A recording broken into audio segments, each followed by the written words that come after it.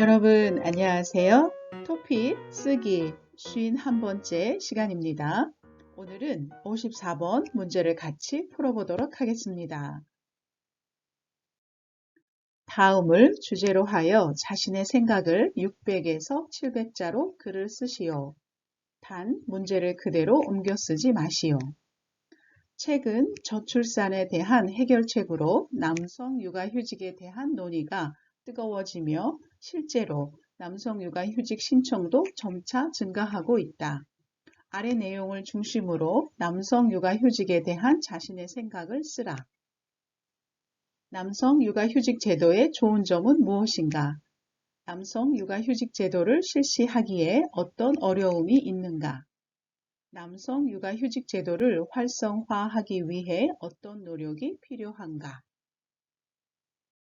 네, 여러분, 문제를 같이 자세하게 살펴보도록 하겠습니다. 자, 최근 저출산에 대한 해결책으로 라고 나왔어요. 자, 여러분, 여기 저출산이라는 단어가 나왔습니다. 출산은 아이를 낳는 겁니다. 그런데 저라는 말을 붙이면, 네, 저는 어떤 굉장히 낮은 거예요. 그래서 출산하는 것이 낮다라는 말로 사람들이 아이를 낳지 않는다라는 것입니다. 그래서 이것이 사회 문제가 되니까 그것에 대한 해결책, 네, 방법으로 남성 육아휴직에 대한 논의가 뜨거워지며, 네, 여기서의 키워드, 가장 중요한 단어는 남성 육아휴직입니다. 자, 남성은 남성, 여성, 남자, 여자라는 뜻으로 남자도 육아휴직을 한다는 뜻이고, 자, 육아는 아이를 낳아서 키우는 것. 그래서 아기 때 네, 손이 많이 가죠. 아이 때 많이 잘 돌봐줘야 돼요. 그래서 그때 그렇게 하는 것을 육아라고 하고, 휴직은 내 휴가를 길게 내는 거예요. 그래서 예전에는 아이를 낳으면 네, 여자만, 엄마만 육아휴직을 냈는데 요즘에는 아빠도 이렇게 육아휴직을 낼 수가 있습니다.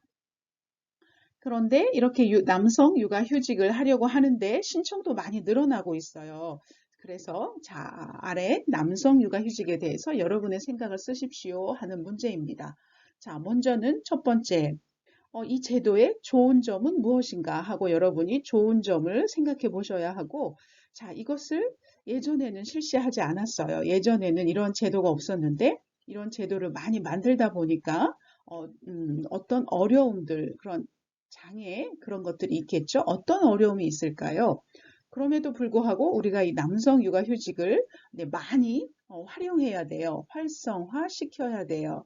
그래서 어떤 노력이 필요한지 자, 여러분이 이 세 가지에 대해서 글을 쓰시면 됩니다. 자, 먼저 이렇게 어떤 주제에 대해서 글을 쓸 때 여러분이 생각을 정리하셔야 한다고 했죠. 그래서 먼저 여러분이 이렇게 자, 글을 쓰시기 전에 먼저 마인드맵으로 여러분의 생각을 정리하시기 바랍니다.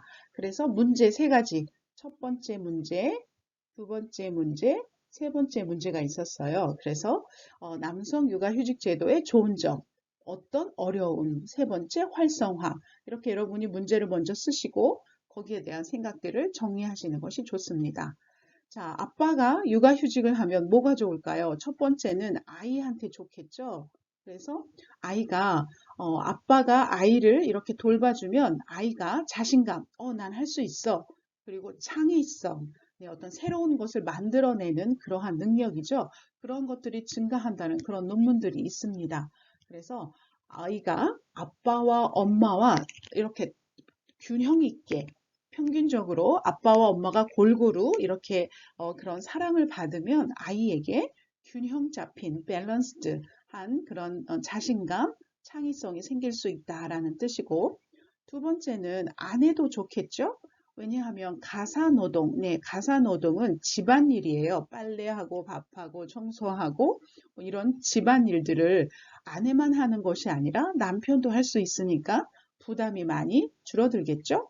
그리고 아내와 대화를 나눌 수 있는 여러 가지 공통적인 주제가 많이 나와요. 그래서 대화를 나눌 수 있다라고 말할 수 있고, 세 번째는 남편 자신에게도 좋은 점이 많습니다.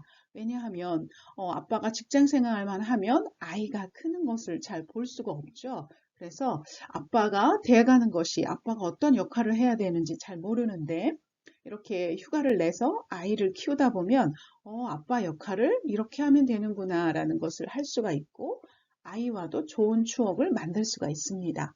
그래서 이것은 아이나 아내나 남편에게 모두 다 좋은 점이 있습니다. 그런데 이렇게 휴직을 길게 내기에는 보통 어려움이 있어요. 첫 번째가 눈치 보기.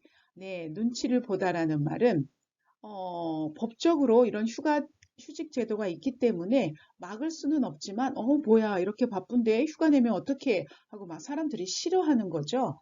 그래서, 네, 이 휴직을 내는 아빠가 이렇게 위에 상사나 보스나 아니면 회사 전체적으로 눈치를 보게 됩니다. 왜냐하면 다들 싫어하니까요. 두 번째는 경제적인 부담입니다. 자, 경제적인 부담, 이것은 돈이라는 뜻이에요. 그래서 경제적, 이코노미라는 뜻이지만 돈이 부담이 된다라는 뜻입니다. 네, 회사를 안 다니니까 월급을 100%다 받지는 않습니다. 지금 한국 법에 의하면 월급의 80%를 받을 수 있어요. 그렇지만 어쨌든 월급을 다 받지 않으니까 그것에 대한 돈 걱정이 좀 있겠죠.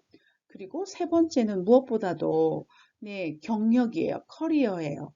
이렇게 회사에서 몇 년 일했어요. 어떤 부분 기술이 있어요. 라고 하는데 갑자기 이렇게 휴가를 내면 이 사람 왜 놀았어? 하는 이제 그 중간에 공백, 갭이 생기죠. 그래서 그것에 대한 염려, 그것에 대한 어려움이 있습니다.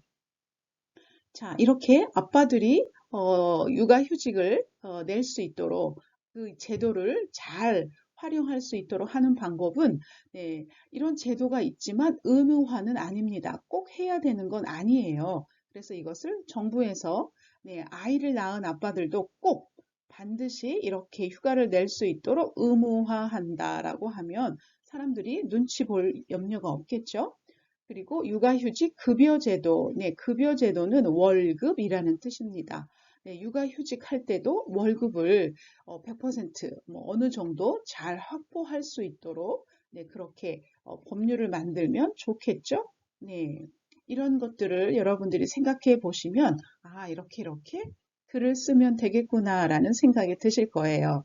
자, 그러면 이제 글을 어떻게 시작할까요? 서론. 이 부분이 굉장히 중요한데 이번 문제에서는 저출산하고 이렇게 힌트를 줬어요. 그래서 요즘에 저출산으로 인해서 그 해결책의 방법으로 남성 육아휴직이 거론되고 있다. 그래서 이렇게 이런 것들을 얘기할 수 있다 하고 여러분이 이렇게 글을 시작할 수 있습니다. 그래서 자 여러분 선생님이 이제 이렇게 마인드맵으로 생각을 정리한 다음에 글을 써봤어요. 자 선생님 글을 읽을 때 한국 사람은 이렇게 글을 쓰는구나 하고 많이 느껴보시기 바랍니다. 자 특별히 선생님이 그 자연스럽게 물 흐르듯이 글을 썼는지 로지컬리 잘 썼는지 어떤 문법을 썼는지 어떠한 단어를 썼는지 여러분 다 유의 깊게 살펴보시기 바랍니다.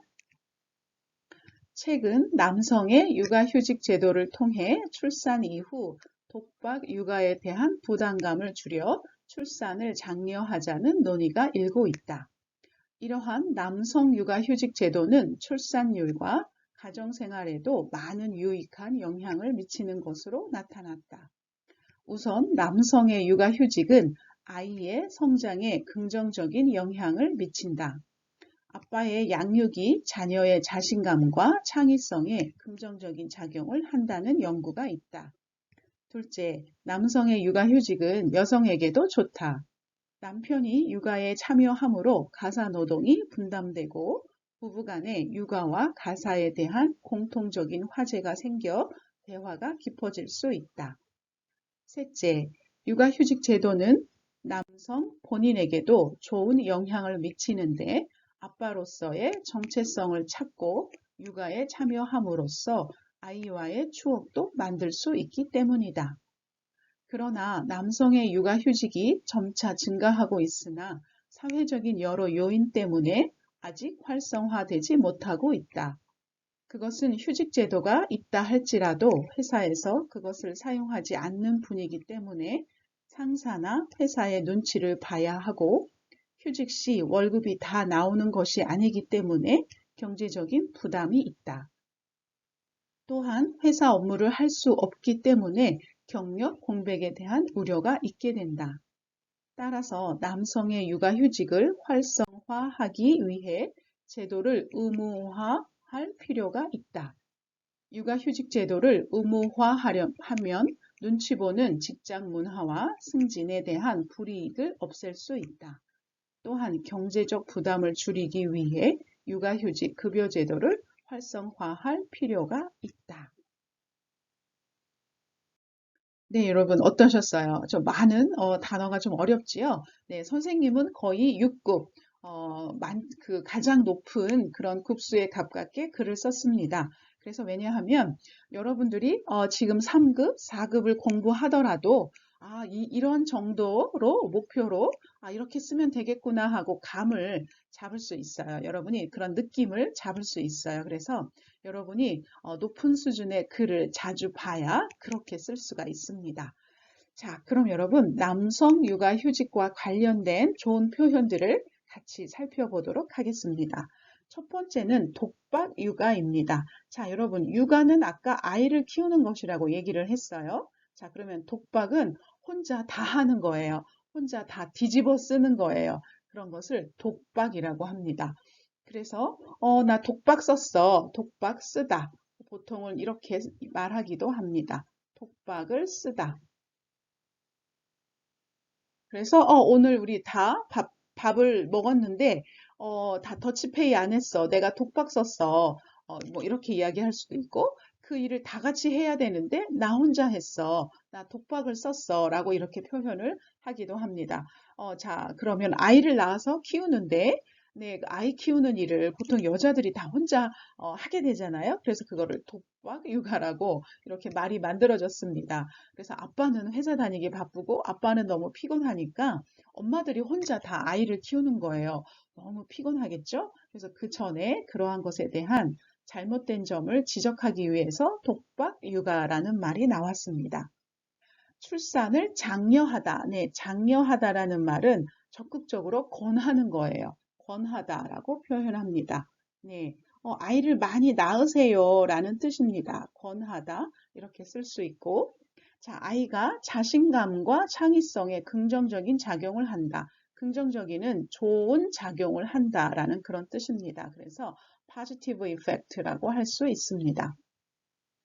아빠로서의 정체성을 찾다. 아빠가 이렇게 그 아이를 키우다 보면 아빠로서 아이를 사랑하게 됐죠. 그래서 아빠가 갖는 마음, 아빠가 갖는 사랑, 우리가 부성애라고 합니다.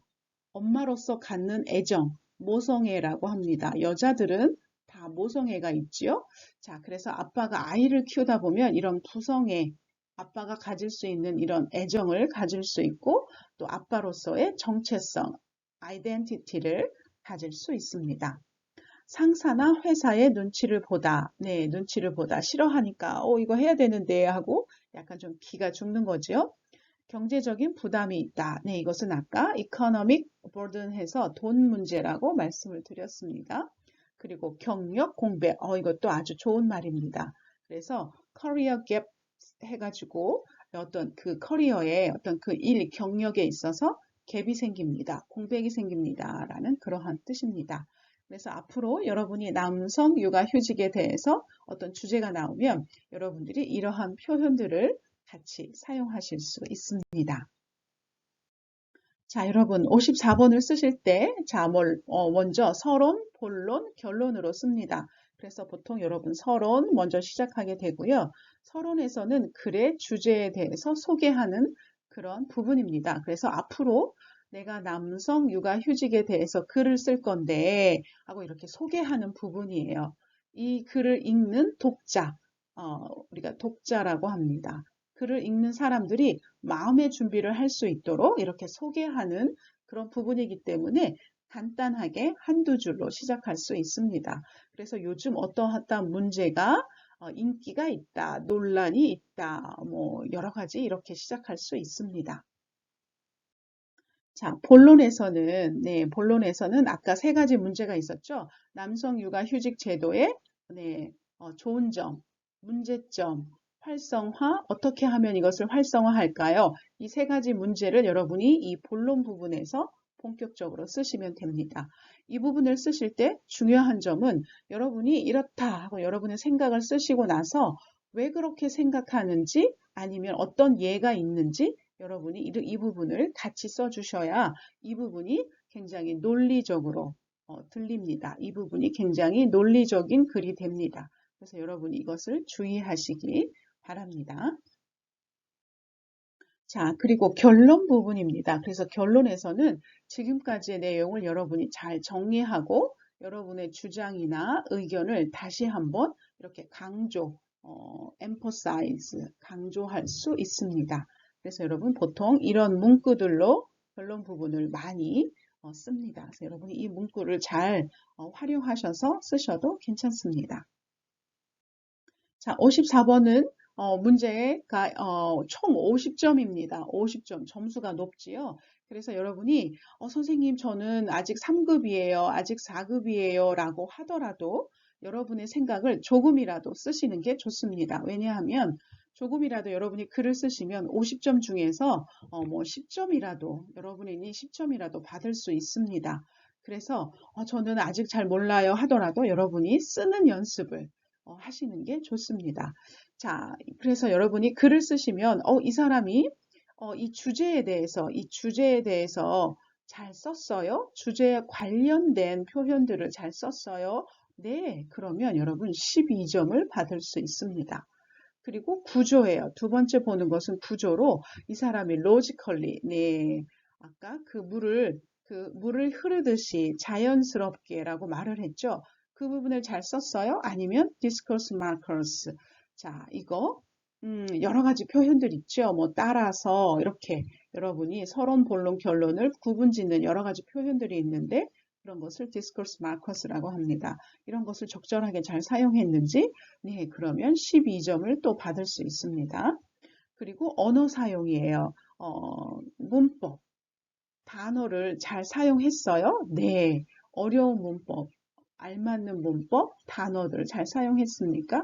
26점을 받을 수 있습니다.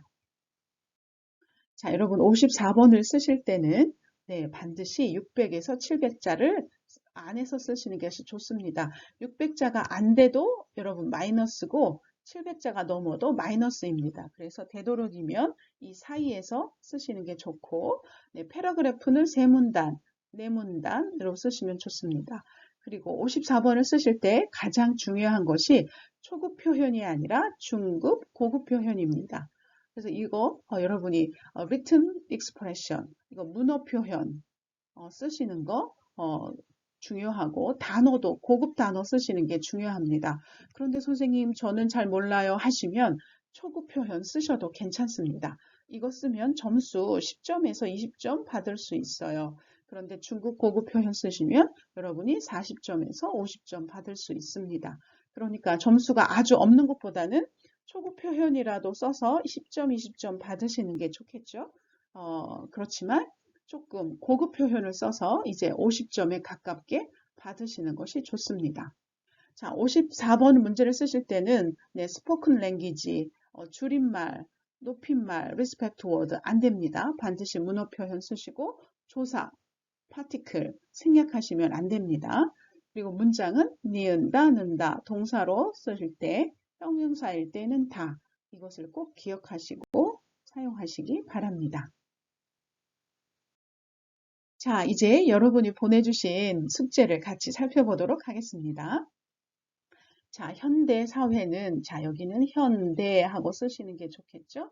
현대 사회는 저출산 또한도 also라는 뜻이지만 여기서는 저출산 and 의료 수준 향상 때문에 해서 and로 쓰시는 게 좋습니다. 그래서 또한보다는 과라고 써주시는 게 좋아요. 그래서 의료 수준 향상 때문에 고령화 현상이 더욱 심각해지면서 정부에게 큰 재정적인 부담에 될 추측이 나오는 것이다. 네, 이거 무슨 말인지 알겠어요. 그래서 정부에게 큰 부담이 될 것이라는 추측이 나오고 있다. 부담이 될 것으로 또는 여러분이 부담이 될 것으로 추측된다 하고 이렇게 쓰셔도 괜찮습니다. 그런데 여기서는 부담에라는 조사를 잘못 쓰셨고 추측이 나오는 것이다. 나오고 있다 또는 나올 것이다 라고 쓰시는 게 좋죠. 자, 이러한 상황을 예방하기 위해 출산율을 대폭히 늘려야 한다. 느리다, 늘리다가 좋습니다. 그래서 여기서는 느리다, 늘려야 한다, 늘리다라는 동사를 쓰시는 게 좋고 대폭히라는 단어는 쓰지 않아요. 대폭하고 이렇게 쓰시는 게 좋습니다. 자, 이에 대해 남성 육아 제도는 한 해결책으로서 최근 눈길을 끌고 있다. 이것은 굉장히 좋은 표현입니다. 아주 좋은 하나의 해결책으로서 그리고 최근 눈길을 끌고 있다. 아주 좋은 고급스러운 표현입니다. 이런 표현을 쓰시면 좋은 점수를 받을 수 있어요. 그리고 또 남성 육아휴직 제도의 가장 큰 장점은 하는데 이 학생은 가장 큰 하고 이렇게 강조를 했죠. 이 표현도 좋습니다. 자, 휴직하는 아빠와 젊은 아이, 네, 영 칠드런이죠. 그럴 때는 젊은은 보통 우리가 teenager, 20s 할 때 우리가 보통 젊은이라고 하고 아이는 어리잖아요. 그래서 어리다라는 단어를 써서 어린 아이와 같이 하고 이렇게 쓰시는 것이 좋습니다. 그리고 여기 양성적인 영향이라고 했는데 양성적인이라는 표현은 네, 이것은 우리가 무슨 검사를 받으면 양성이에요. positive, negative, 양성, 음성, negative 이렇게 쓰지. 어떤 병에 대해서 양성, 음성 이렇게 쓰지. 어떤 것에 대해서 좋은 방향, positive 할 때는 우리가 긍정적인이라는 말을 씁니다. 긍정적인 라는 말을 씁니다. 아마 사전에는 positive 하면 양성, 긍정적인 두 가지 나오는데 이것은 보통 disease에 사용하는 말이고 긍정적인이라는 말은 뭐에 대한 좋은 영향, good effect 할 때 사용하는 말입니다. 그리고 자, 이러한 제도를 실시하기 위해 여러 어려움도 겪고 있는 상황이다. 어려움을 겪다. 네, 이 단어를 잘 쓰셨어요. 아주 좋습니다. 그리고 아빠가 직장 동료와 상사와 동료의 눈치를 보는 것에 대해서 네, 제약감보다는 죄책감, 미안해하는 마음, 죄책감 이렇게 쓰시는 것이 좋고 내가 왜 그랬지 하는 자괴감 이렇게 쓰시는 것이 좋습니다. 그리고 가정에 부담이 될까 하는 탓에 신청을 하지 않는다. 부신청 이런 단어는 없어요. 신청을 하지 않다라고 하지 불신청이라는 단어는 사용하지 않습니다. 그리고 보조기간, 금액 등 개선에 대한 검토, 네, 여기서 검토라는 단어가 아주 굉장히 적절하고 적당했습니다. 그리고 강제휴직 기간, 강제는 뭔가 force예요. 그래서 이거는 좀 기분이 나쁜 뜻이에요. 좀 네거티브 미닝이에요. 똑같은 강제라는 뜻이지만 의무화, obligation, 의무화라는 단어가 있습니다. 이거 obligation, 이 단어가 더 훨씬 좋습니다. 자, 그래서 선생님이 이 학생의 글을 한국 사람이라면 이렇게 쓸 거예요 하고 선생님이 고쳐봤어요. 물론 문법적인 것도 있지만 문법, 단어라는 그런 부분도 있지만 선생님이 자, 이 부분은 문법, 단어, 그리고 한국 사람의 느낌, 필링까지 더해서 한국 사람이 가질 수 있는 느낌으로 이 글을 고쳐봤습니다. 그래서 여러분이 한국 사람은 이렇게 글을 쓰는구나 하는 그런 느낌을 갖는 게 중요하거든요. 자, 선생님이 이 학생의 글을 읽으면서 이 학생은 한국 사람이 갖는 그런 글의 느낌을 많이 갖고 있어요. 그래서 아까 블루 라인, 파란색은 그런 느낌이 많이 나는 거거든요. 그런데 다른 빨간색 부분들도 같이 하나씩 비교해 보시면서 아, 이 부분은 이런 부분이 틀렸구나 하고 이렇게 비교해 보시기 바랍니다. 가장 중요한 공부가 될 거예요. 자, 여러분, 다음 시간 숙제입니다. 다음 시간 숙제는 자, 파이어족에 관련된 표현입니다. 자, 여러분, 파이어족, 요즘 경제적 자립, 그리고 조기 은퇴해서 파이어족이라는 그런 사회적 현상이 있습니다. 그래서 이 파이어족이 왜 인기를 얻을까요? 이게 왜 사회적 현상이 되었을까요? 그러면 이 파이어족이 가질 수 있는 문제는 뭐가 있을까요? 그리고 여러분이 생각하는 이 파이어족을 통해서 그리고 우리가 예전에 욜로 배웠었지요. 욜로족에 대해서 배웠었는데 그것을 같이 비교하면서 그러면 과연 일과 삶의 조화는 무엇인가 라는 것에 대해서 여러분의 생각을 보내주시기 바랍니다. 조금 어려울 수 있지만 이렇게 문제에 대해서 여러분이 생각하고 글을 쓰는 연습, 그런 훈련, 트레이닝을 여러분이 해보시기 바랍니다. 좋은 문제가 될 것 같아요. 자, 그럼 여러분 오늘도 수고 많으셨고요. 우리는 또 다음 시간에 이 문제로 만나도록 하겠습니다. 감사합니다.